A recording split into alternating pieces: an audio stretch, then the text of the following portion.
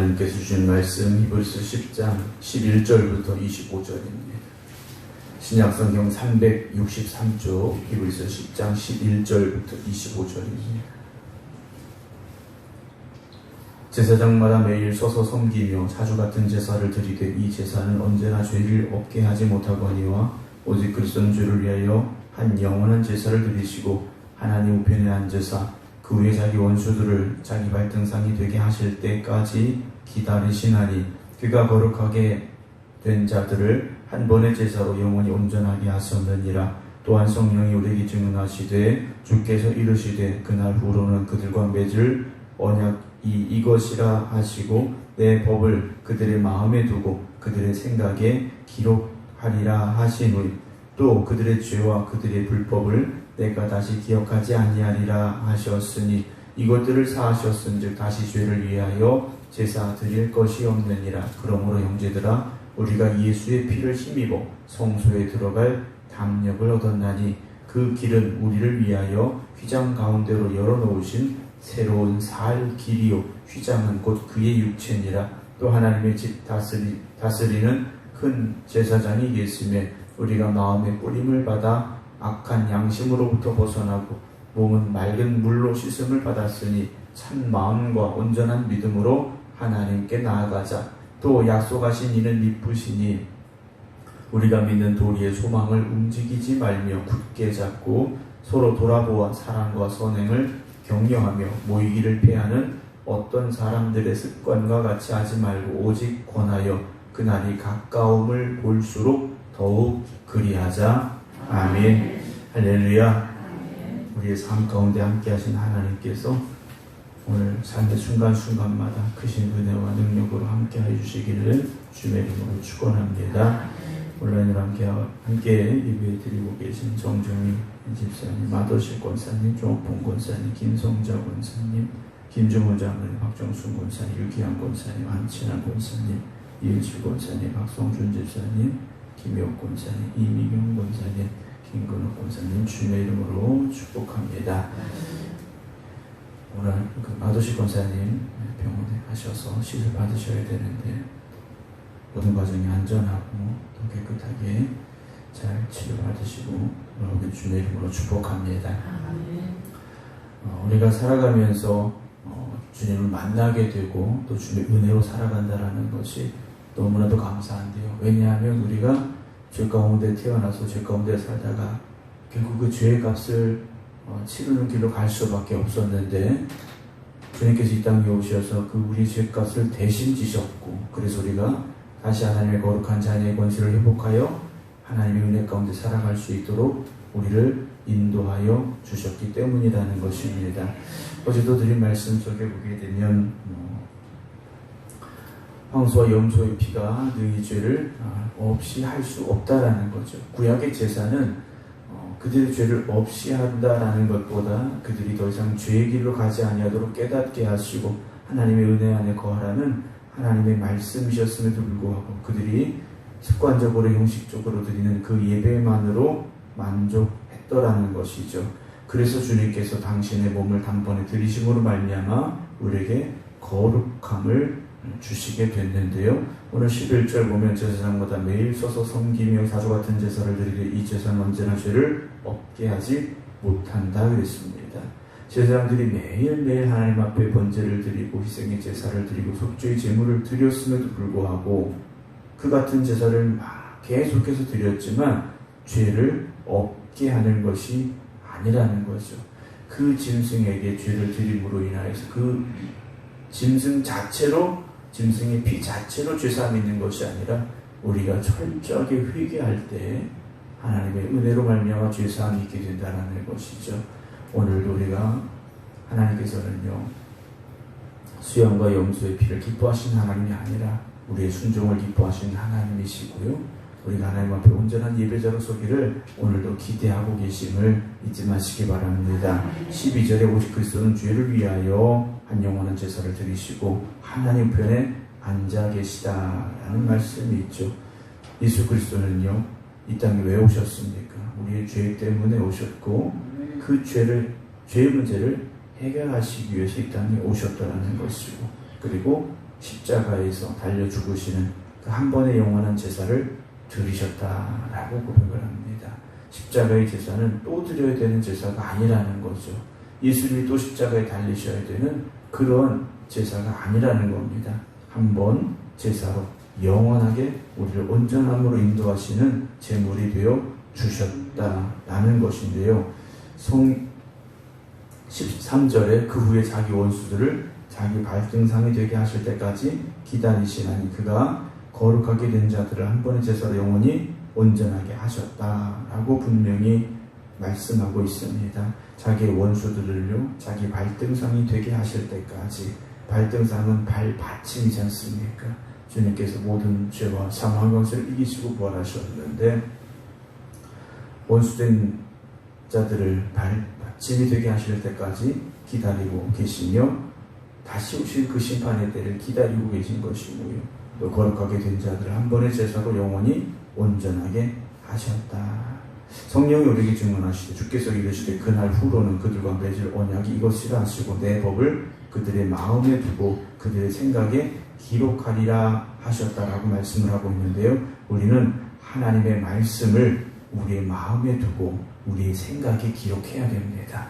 성경책 들고 다니는 것으로 만족하는 것이 아니라 하나님의 말씀을 우리의 마음에 두어야 되고 우리의 생각에 기록해야 된다는 거죠. 항상 우리가 말씀 붙잡고 말씀 이끄시는 그대로 말씀에 순종하면서 살아가는 우리의 신앙의 삶이 되어져야 됩니다. 그렇지 않고는 우리가 주님과 동행하는 삶을 살아간다라고 말할 수가 없다라는 것이죠. 17절에도요. 그들의 죄와 그들의 불법을 내가 다시 기억하지 아니하신다라고 말씀하시죠.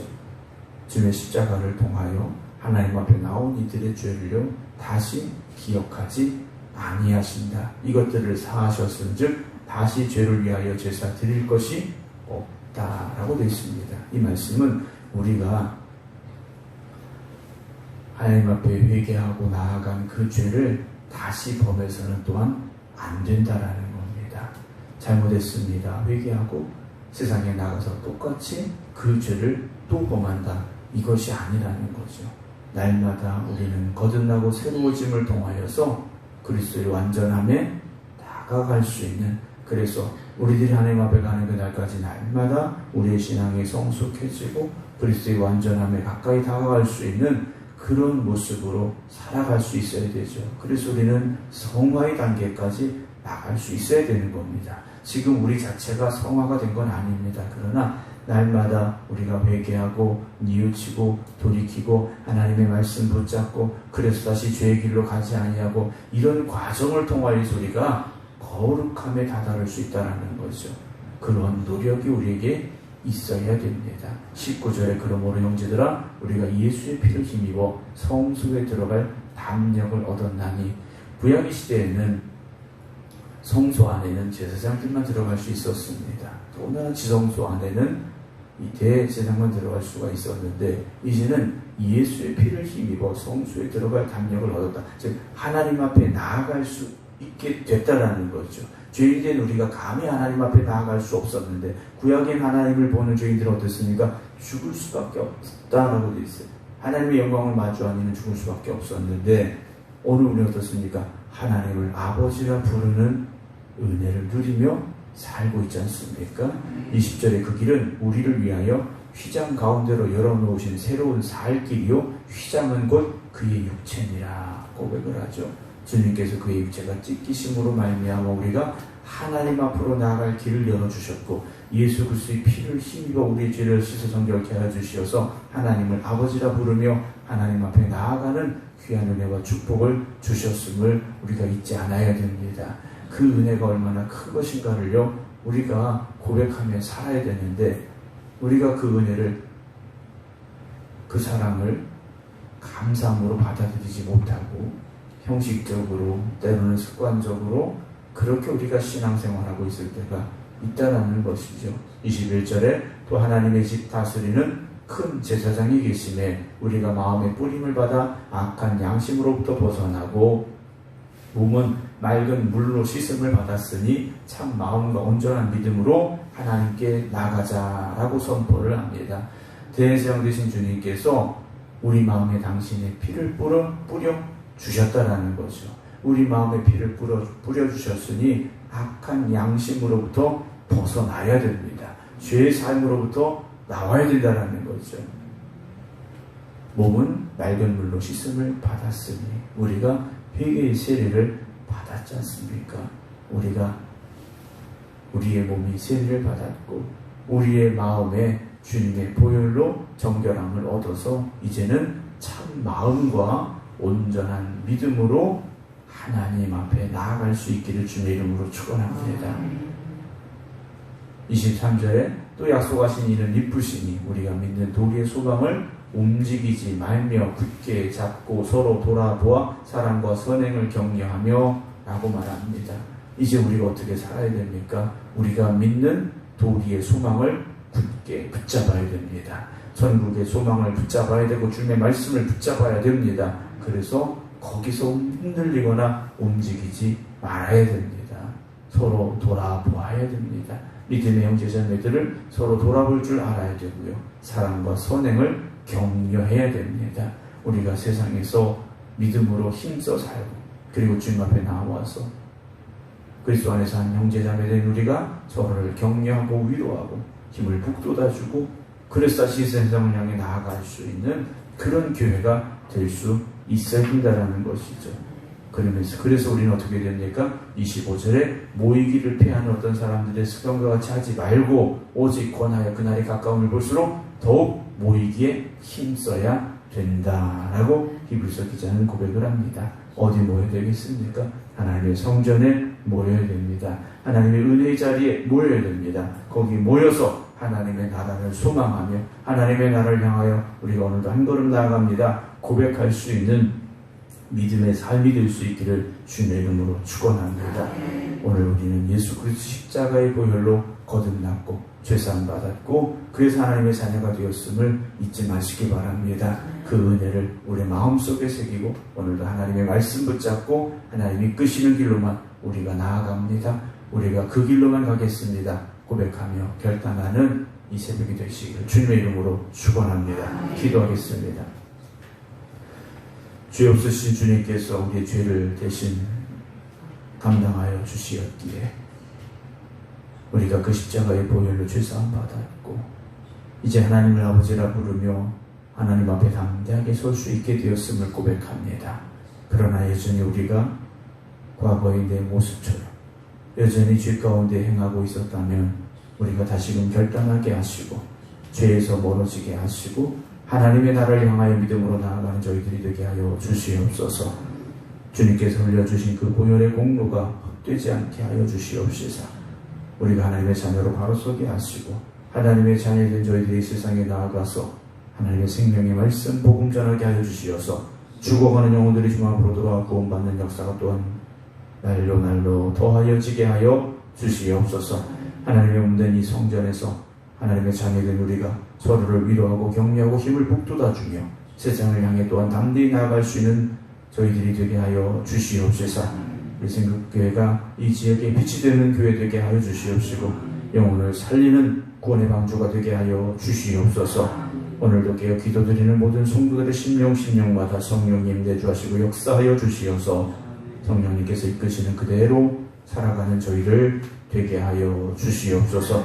육신의 질병으로 고통당하는 이들 주님 치료하여 주시옵시고 속히 회복시켜 주시옵소서. 삶의 문제와 어려움으로 힘들어하는 성도들 주님 위로하여 주시옵시고 세임 주시어서 담대하게 믿음으로 승리하는 저희들 되게 하여 주시옵소서. 이제는 우리 주 예수 그리스도의 은혜와 아버지 하나님의 극진하신 사랑하심과 성령님의 감동 감화 교통하심이 오늘도 십자가의 보혈로 죄사함 받은 것이 너무나도 감사하며 또한 그 은혜 가운데 살기로 원합니다. 결단하며 기도드리는 모든 성도들 위해 이제부터 영원토록 함께 하시기를 간절히 축원하옵나이다. 아멘.